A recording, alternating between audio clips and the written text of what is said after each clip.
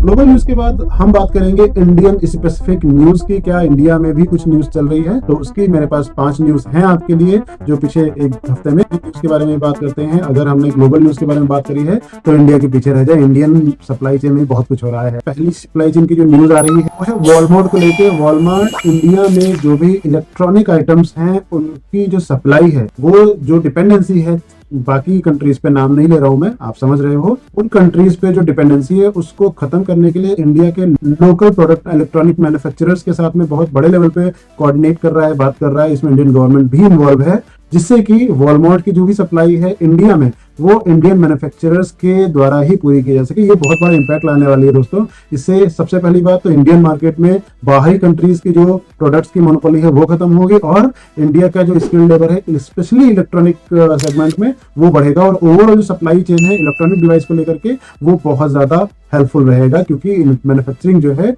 Raw products की, electronic products की, वो बूम करने वाली है। वॉलमार्ट एक हैवी इन्वेस्टमेंट कर सकता है बहुत जल्दी। एक एडिशनल चीज बताता हूँ कि ये जो भी इंडिया में प्रोडक्ट्स मैन्युफैक्चरर होंगे, इंडिया में तो बिकेंगे ही, साथ में वॉलमार्ट का प्लान है कि वो यूएसए, यूके और यूरोपियन कंट्रीज में भी व्हाइट लेबल करके उन प्रोडक्ट्स को बेचेगी। इससे एक बेनिफिट ये होने वाला है कि इंडिया की जो मैन्युफैक्चरिंग डिवीजन है उसको बहुत ज्यादा हेल्प मिलने वाली है नए प्रोडक्ट्स को सीखने के लिए, और बहुत बड़ी अपॉर्चुनिटी है ये, तो इस पे ध्यान देना चाहिए। इसको जो भी नया अपडेट आएगा मैं आपको बताऊंगा।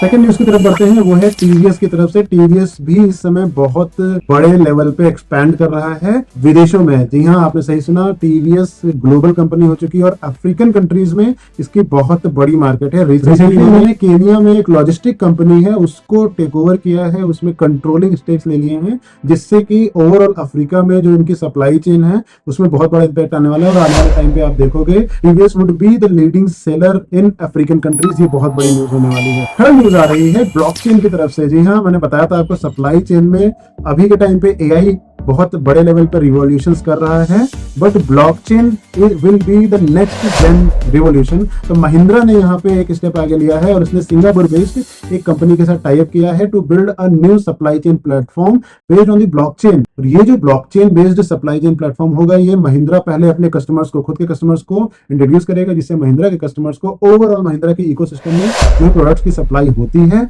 उनकी क्लियर विजिबिलिटी मिल पाए, और not only the customers but the supplier and within the company organisation भी ये बहुत ज्यादा हेल्प करने वाला है। और सप्लाई चेन में ब्लॉकचेन का बहुत पहले से मैं बोलता आ रहा हूँ कि इंट्रोड्यूस होना बहुत जरूरी है, जिससे कि जो सप्लाई चेन के मल्टीपल लेवल्स हैं हर लेवल पे प्रॉपर चेक लगाए जा सके। नेक्स्ट न्यूज की तरफ बढ़ते हैं, वो आ रही है फ्लिपकार्ट की तरफ से। जी हाँ, सप्लाई चेन की बात हो इंडिया में और फ्लिपकार्ट ना हो ऐसा हो ही नहीं सकता। तमिलनाडु में 2 नए वेयर हाउस को ओपन करने का फ्लिपकार्ट ने to boost their overall supply chain, और जिससे कि बेनिफिट ये होगा कि साउथ इंडियन मार्केट्स में फ्लिपकार्ट का जो बिजनेस है वो एक्सपेंड करने में और सप्लाई चेन को बिल्ड करने में बहुत बड़ी हेल्प मिलेगी। आप जानते होंगे वेयर हाउस जो है वो सप्लाई चेन का एक इंटीग्रल और बहुत इंपॉर्टेंट पार्ट है। वेयर हाउस ऑपरेशंस के बारे में बहुत डिटेल में मैंने पढ़ा रखा है, क्या क्या ऑपरेशंस हो रखे हैं। अगर नहीं आपको आता है वेयर हाउस के बारे में, आप ज्यादा डिटेल में जानना चाहते हो, यहाँ मैं लिंक दे दूंगा उसका, आप चेकआउट करिएगा, और पूरा कोर्स अवेलेबल है वहां पे ऑपरेशंस को लेके, बहुत मजा आएगा आपको उसको सीखने में। फिफ्थ न्यूज आ रही है रिलायंस की तरफ से। रिलायंस भी ई कॉमर्स इंडस्ट्री में बहुत ज्यादा,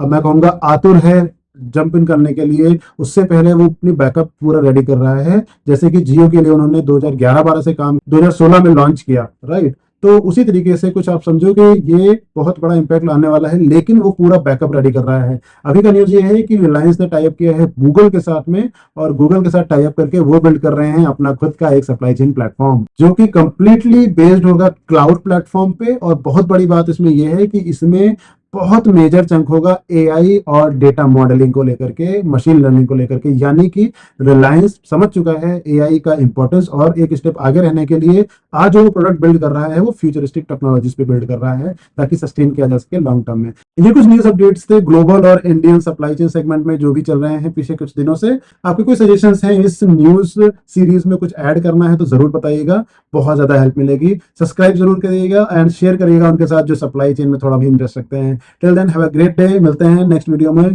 गुड बाय।